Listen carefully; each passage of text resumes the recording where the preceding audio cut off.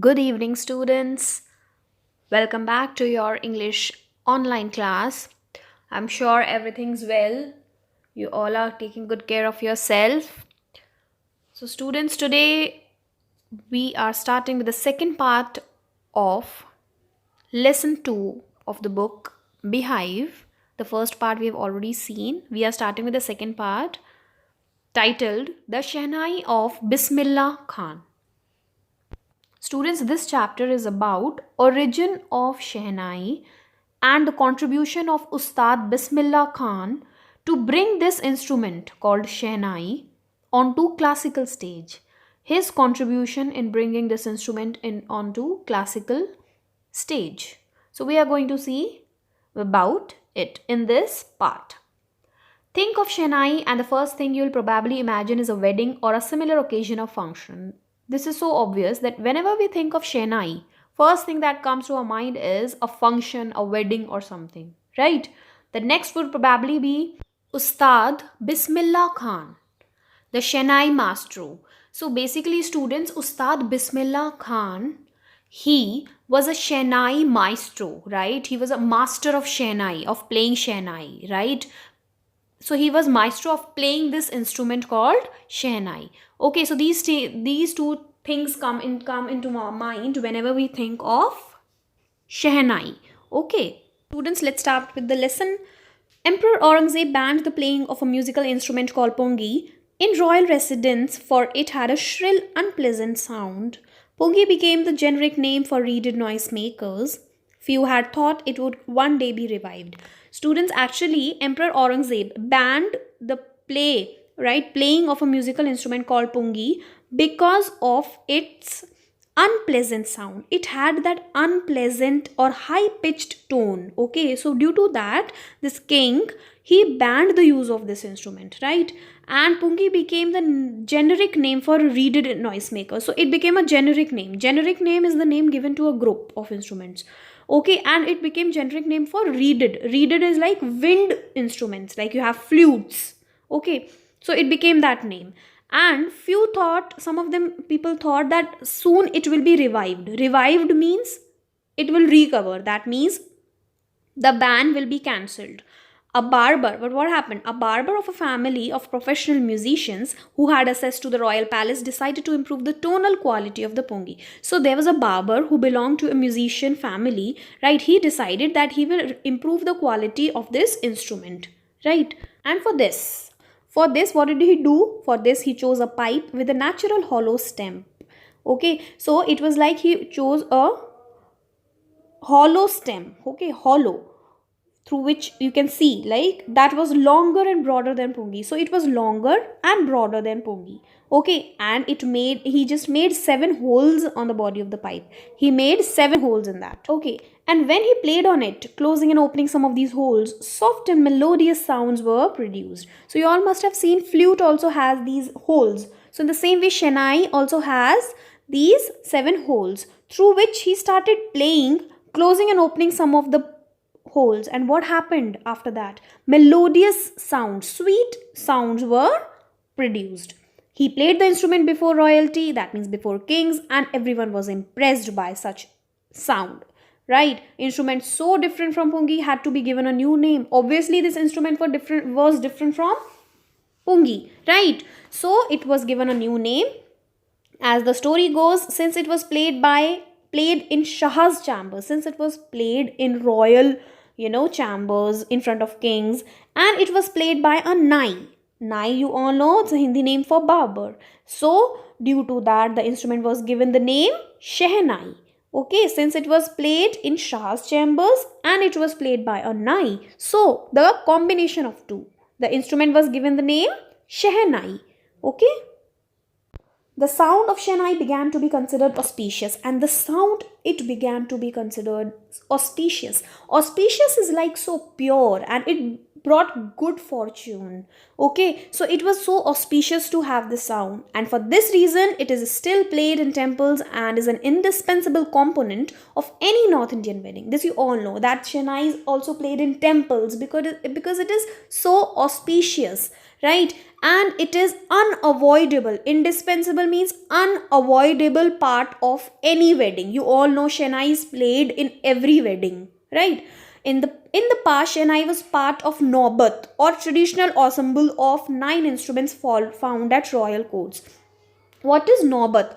Naubat is actually, a group of 9 instruments that is always found in royal courts. And since this Shehnai was so auspicious, so it was included in this Naubat. That means it was one part of these 9 instruments. Okay. Now, traditional ensemble means traditional things. Okay, so this Shehnai was also part of these 9 instruments. Till recently, it was used only in temples and weddings. And the credit for bringing this instrument onto this classical stage goes to Ustad Bismillah Khan. Okay, recently this Shehnai was used only in temples and weddings. But credit for bringing this instrument called Shehnai onto classical stage, right? Classical stage पे लाने का credit किसको जाता है? It goes to Ustad Bismillah Khan, right? And let's see how. As a 5-year-old, Bismillah Khan played gilli danda near a pond in the ancient state of Dumrao in Bihar. So basically, students, now we are going to start with the account of Bismillah Khan, right? We are going to know about him, right? How he played it, how he learned to play this instrument, right? And how he mastered this instrument, right? So basically, students, as a 5-year-old boy, Bismillah Khan used to play gilli danda, right? In the city of Dumrao in Bihar, and he would regularly go to nearby Bihaji temple to sing the Bhojpuri Chaita. Chaita is song, right? He used to sing songs. And for that, he used to earn a big laddu weighing 1.25 kg as a prize, which was used to be given by local Maharaja, right? This happened 80 years ago, and the little boy has travelled far to earn the highest civilian award in India, the Bharat Ratna Award, right? So basically, students, he worked so hard, he mastered the instrument Shehnai, right? And he used to get, as a reward, he used to get laddu from Maharaja, right? So it was like the beginning. And then after that, he earned a lot of prizes, number of, awards and all, right? He was born on 21st of March 1916, and he belonged to a well-known family of musicians from Bihar, right? His family had a musical background, right? His grandfather, Rasul Baks Khan, was the Shehnai Nawaz of Bhojpur King's court. So he was Shehnai Nawaz, right? He used to play Shehnai so well. His father, Paigambar Baks, and other paternal ancestors, that means other ancestors, right? The other people in the family and the other ancestors of father, right? They were also great Shehnai players. So basically, he had a musical background. The young boy took to music early in life. Like, he started learning music early in life when he was so young. At the age of 3, when his mother took him to his maternal uncle's house in Banaras, now Varanasi, Bismillah was fascinated watching his uncles practice the Shehnai. So his mother took him to his uncle's place when he was 3, and he was so fascinated. He was surprised. It was unbelievable for him to see his uncle playing Shehnai so well, right? Soon Bismillah started accompanying his uncle Ali Baks to Vishnu temple at Banaras, where Baks was employed to play the Shehnai. So basically, he started following his uncle to learn Shehnai, right? Ali Baks would play the Shehnai and Bismillah would sit captivated. So he used to sit captivated. He used to get lost in the music that used to come from the Shehnai that was played by his uncle Ali Baks, right? At the age of 14, Bismillah accompanies his uncle to Allahabad music conference, and at the end of his recital, Ustad Fayaz Khan patted the young boy's back and said, "Work hard and you shall make it." So, at age of 14, he went with his uncle to Allahabad music conference, and at the end of the recital, that means session, Ustad Fayaz Khan patted his back and said that yes, work hard and you will get your goals. With the opening of All India Radio in Lucknow in 1938 came Bismillah's big break. So he got big break. He got big chance. He soon became an often heard Shehnai player on radio, right? Often heard. That means he was getting famous day by day. And when India gained independence on 15th August 1947, Bismillah Khan became the first Indian to greet the nation with his Shehnai, right? And he poured his heart out. That means he played it so well, right out into Rag Kafi from the Red Fort to an audience which included Mahatma Gandhi and Pandit Jawaharlal Nehru, who later gave his famous Tyrus with Destiny speech. So, there were number of famous guests there. Mahatma Gandhi was there, Pandit Jawaharlal Nehru was there, and he played the Shehnai so well there in front of them in order to, respect the nation, right? Okay. So he greeted the nation with his Shehnai. Bismillah Khan has given many memorable performances both in India and abroad. So he had given many performances in India also and in abroad also.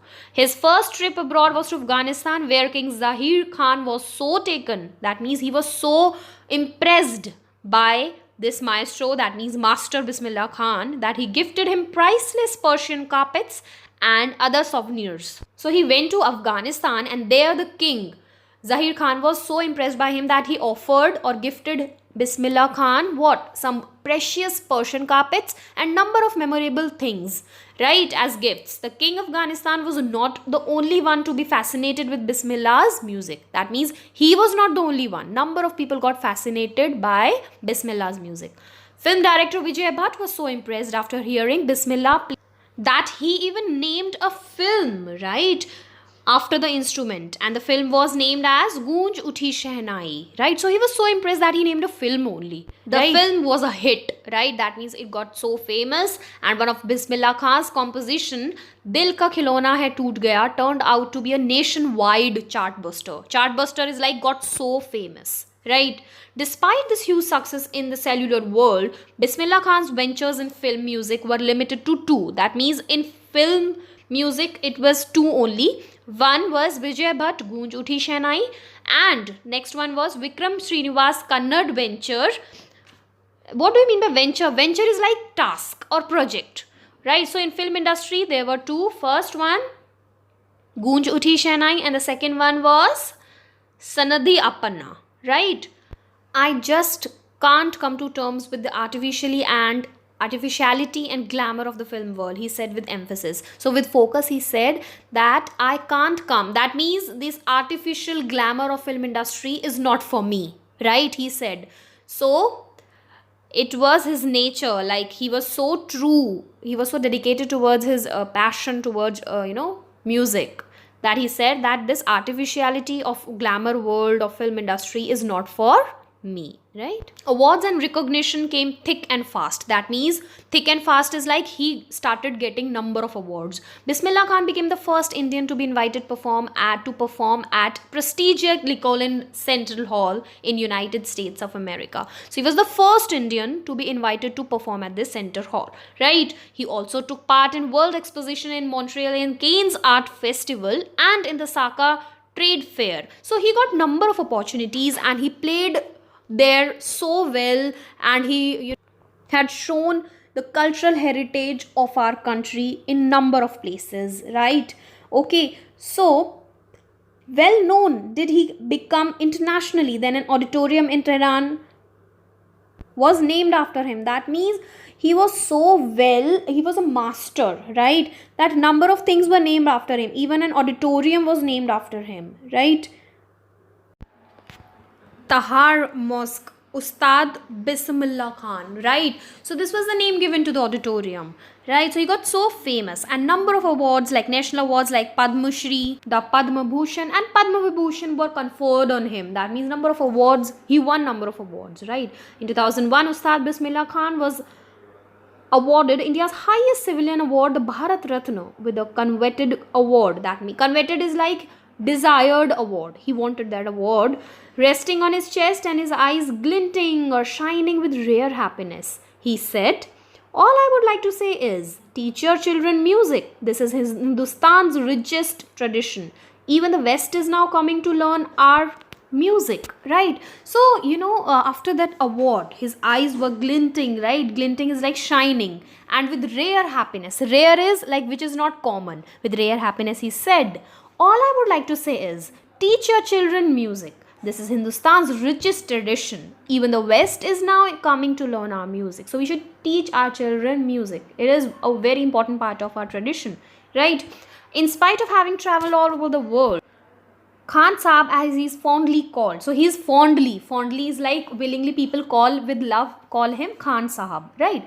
He's exceedingly fond of Banaras, Dumrao, and they remain for him the most wonderful towns of the world because he was from that town only, right? So he loved that town. One time a student of his once wanted him to head a SHEHNAI school in US, and student promised to recreate the atmosphere of Banaras by replicating the temples there. Okay, replicating is like copying, sort of, right? So one of his student promised him that he will make the same atmosphere as of Banaras, right? But Khan Sahab asked him if he would be able to transport river Ganga. Khan Sahab asked him that if he would be able to transport river Ganga also there, because that was the place he used to practice, if you remember, right? Practice this SHEHNAI, right? Later he's remembered to have said, later उन्होंने ये भी कहा था, that is why whenever I am in a foreign country, I keep yearning, that means I keep craving to see Hindustan. So he said that whenever I'm in any foreign country, I always to see Hindustan whenever. So he misses Hindustan, right? While in Mumbai, I think only Banaras and Holy Ganga, and while in Banaras I miss the unique mata of Dumrao. Okay, mata is actually a beverage. It's a beverage, a drink which is made up of dahi and buttermilk and all, right? So he remember, or he misses that, right? Ustad Bismillah Khan's life is a perfect example of rich cultural heritage of India, and one that effortlessly accepts that devout Muslim. Devout is a devotee. Okay, devotee Muslim like him can very naturally play the SHEHNAI every morning at Kashi Vishwanath temple. So he is the perfect example of rich cultural heritage of our country, right? And how this Muslim devotee, that means Bismillah Khan, right, how he accepts, how he used to naturally play the this SHEHNAI every morning at Kashi Vishwanath temple. So students, this was how we have seen the origin of SHEHNAI and how the contribution of Bismillah Khan, Ustad Bismillah Khan, in bringing this into at the classical stage, right? So this was your chapter, students. This shows the rich and cultural heritage of our country, India. I hope you all have understood the lesson, students. Go through the lesson, read from the book. If any query you can ask me, right? At least go through the lesson twice. Okay, go through the word meanings and all. Okay, it's a very interesting story. It's a very interesting lesson telling us about Ustad Bismillah Khan and his contribution in our this heritage and bringing this SHEHNAI to classical stage. Okay, and he has beautifully shown the rich cultural heritage of our country, right? So students, I'll see you all in your next class. Please do read the chapter thoroughly. Okay, just take care, students. Thank you.